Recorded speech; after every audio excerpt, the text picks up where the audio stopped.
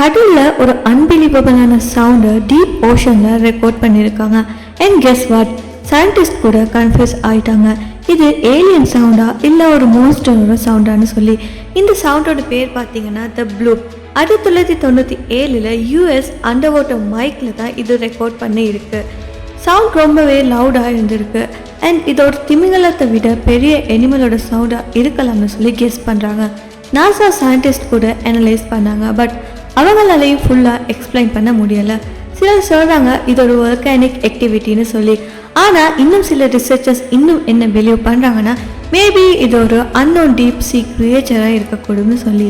Deep சீல இன்னும் 80% பகுதி அன்எக்ஸ்ப்ளோர்ட் தான் இருக்குது. ஸோ யாருக்கு தெரியும், ஏலியன் பேஸாக இருக்குமா இல்லைன்னா நேச்சரோட ஒரு மிஸ்டரியாக இருக்குமான்னு சொல்லி. பட் இது எதுவாக இருந்தாலுமே இந்த சவுண்ட் சயின்ஸுக்கு இப்போ வர காட்டியுமே ஒரு பசிலாக தான் இருக்குது.